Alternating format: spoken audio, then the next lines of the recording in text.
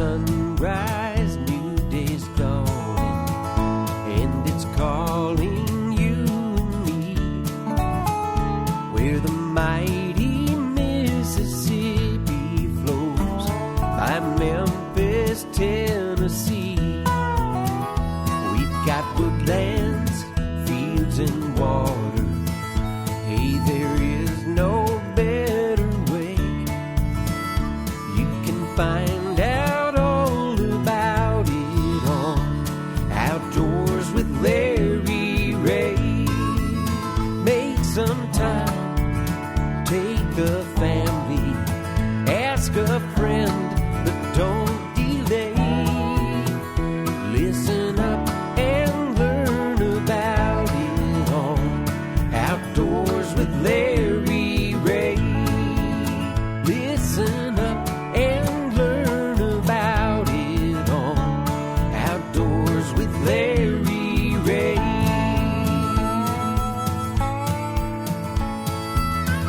Good Saturday morning and welcome to another edition of the award-winning Outdoors with Larry Ray, brought to you proudly by the Tennessee Wildlife Resources Agency. Now, here's your host, Larry Ray. Hey, good Saturday. Welcome to Outdoors with Larry Ray on ESPN 790 here in Memphis, Tennessee, 92.9 HD-FM, and, of course, all you folks in Brownsville on 1520 AM and 95.3 FM, and News Talk 101.5 FM in Jackson. This being the second Saturday, we have my man. So you know he's going to talk a little fishing on this show, and that's my fishing guru, Ron Wong. Good morning, Ron. Good morning, Larry. Good morning, everybody. It's a little kind of this weather is kind of crazy, but yeah, I think I'm going to try to go fishing for a while after the show. Well, you don't have no football game or anything, so but let's. Well, I want to ask. I hate it. Yeah, let's talk because this past week we were at 70 degrees on Thursday. It's crazy. 16 degrees above normal. So talk about the transition, Ron, because I know a lot of folks had a chance to get out and do some fishing, but what does this do this weekend and return to cold weather? What's that going to do to fishing around here? Well, you know, the warm weather, when it gets crazy like it is and so warm for several days, you know, it affects the human more than it does the fish because it feels good to us. It does. Yeah. And the thing is what you have to remember is water temperature. All right. It pretty well stays the same because it cools off at night and everything else. You do have some surface warming. Okay. You know, anywhere you go, whether it's a private lake, public lake, but what you do is your afternoon fishing is going to be better. Afternoon fishing better because, you know, we went from 70 to 45 today, 50 today, 50 tomorrow, 50 on Monday. So so technically the water temperatures. I had some friends went to Horseshoe on Wednesday and didn't catch a fish, Ron. Now, I don't know about that. And they're both really good fishermen. So, you know, this is the crazy thing. But then I had some other folks who over at Pickwick, and they killed them. So, you know.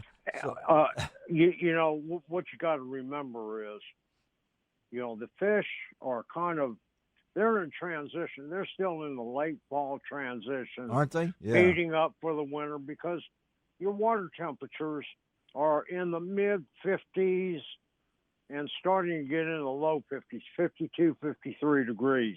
All right. And what happens is they know that the cold weather's coming, and they do, don't they? Yeah. Up. Yeah. And so the whole key to catching fish this time of the year, anywhere you go, is finding the bait fish. Find the bait and fish, okay. Wherever you're going to find bait fish, you're going to catch fish. Yes, yeah. And you fish a little bit slower. You know, I have people talking about, well, I can't catch them on these crankbaits. Well, you might be cranking it too slow. Too slow. Fast. Too fast. Too fast. Too fast, and, okay. You know, go to, for the bass fishermen. Yeah. Go to something you can slow down a little bit. A good rage tail swim bait, whether it's in a 2.75 or 3.25 size with an 1/8 ounce jig head. All right. The bass fishermen, you're going to catch them because, now you're emulating the bait fish that's in the water. For the crappie fishermen, what about them? Use a bait that you don't swim in the water, but that you can hold still, like a Strike King lightning shad. Okay. Or a crappie magnet. Hold it still. All right. Just hold it still and let it come to them. Oh, okay. And the thing that I do recommend, especially for the crappie fishermen, a lot of the crappie fishermen are getting away from minnows now, but put a fish attractant on, like a crappie magnet slab bite or some JB's fish sauce and waxworm color scent. All right. And you can catch them, and the fish aren't going to be real deep. They're not. Your bass in a lot of the Pickwick, for example, and places that I've been, 6 to 8 feet. 6 to 8 feet, really? Okay. Yeah, because that's where it's warmer, I guess. The warmer water is right now. It's not on the surface except in the afternoons. Okay, afternoon. And and if you can find cover. Okay. A piece of wood, rocks, something, lay down. They can hide anything like that. Yeah. They're going to be around that, or standing timber, because that standing timber and those lay downs and those rocks hold heat. And it's going to be a little bit warmer.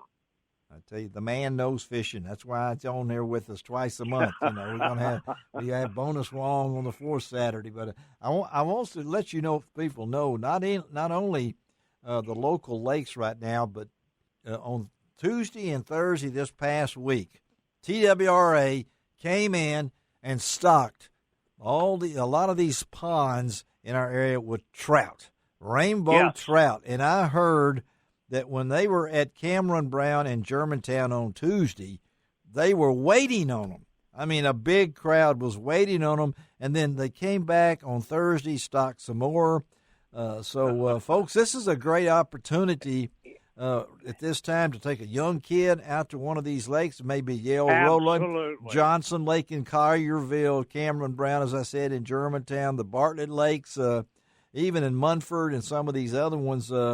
They stocked about 77,000 rainbow trout across the state, and they're now bigger than they've ever stocked them before.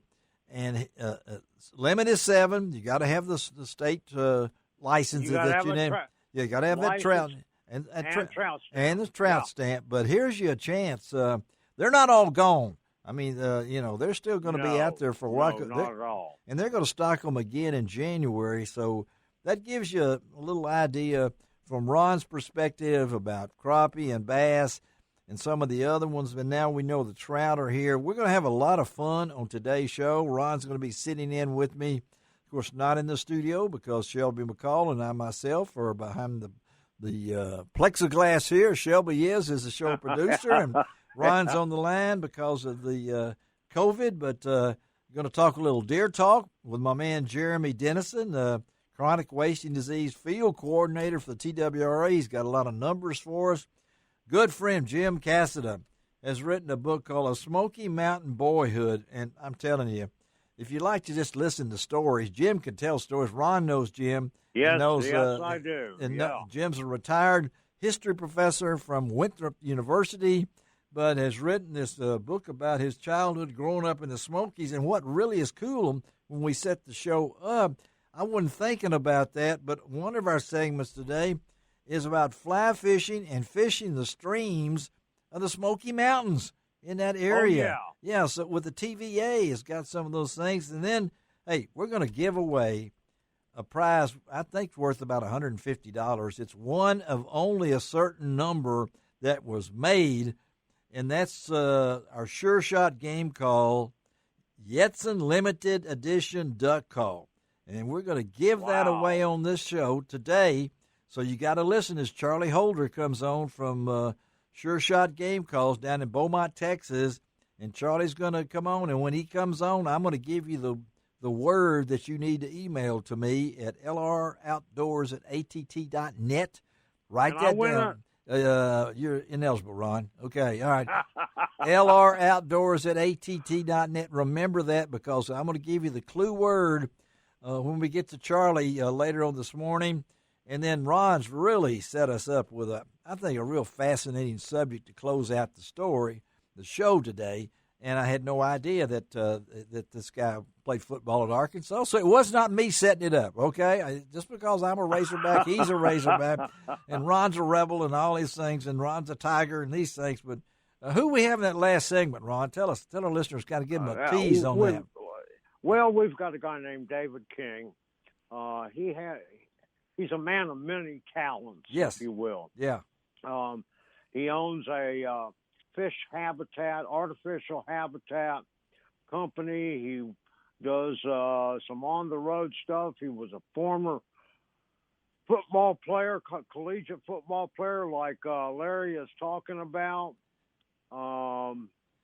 Great guy, and you're going to find some interesting tips that's going to help you catch more fish come the springtime. Get your pencil, if anybody uses a pencil. Get your iPad, whatever you might use, because David's going to give you some tips. He is from Mossback Fish Habitat, and we might even ask him about that name, because that's kind of an unusual. Oh, yeah.